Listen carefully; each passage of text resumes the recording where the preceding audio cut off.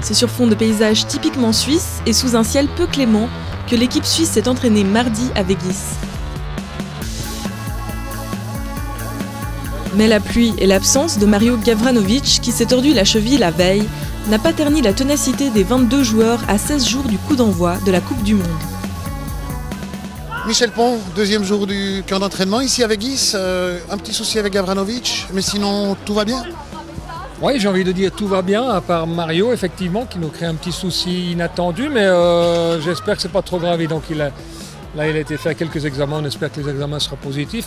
Autrement, beaucoup de concentration, beaucoup d'investissement des joueurs, c'est vrai, sur les détails, sur tout ce qui est mis à disposition. On essaye vraiment d'être extrêmement concentré sur la moindre des choses et le moindre des détails. Je crois que c'est ce que tout le monde, tout le staff, tous les joueurs sont en train d'essayer de faire pour avoir les plus grands atouts possibles pour le match d'ouverture. Un petit regret avec le temps, il fait plutôt froid, il fait plutôt humide. Ce ne sera pas forcément le même genre de climat au Brésil. Non, mais alors on n'est pas encore du tout sur le climat parce qu'on a choisi vraiment ce camp aussi, pas forcément pour s'adapter, puisque l'option a été prise de partir le plus tôt possible à Salvador. Donc on a 9-10 jours pour s'adapter avant notre premier match à Brasilia où ce ne sera pas une température extrême.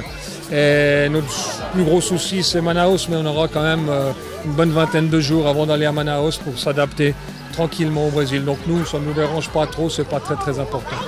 On parle beaucoup de l'ambiance qui règne au sein de cette équipe de Suisse. Elle est là, elle est retrouvée dès le premier soir, dès dimanche soir. Oui, je dirais même avant, j'ai ressenti très fort déjà à Foy-Sisberg sur ce mini-stage qu'on a fait la semaine passée avec un contingent restreint de 8-9 joueurs.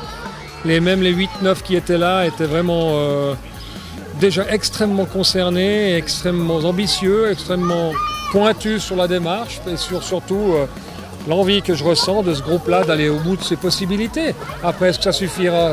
On verra bien, mais je pense qu'ils ont envie d'aller chercher au bout de leurs possibilités pour faire quelque chose de grand et refaire rêver le pays.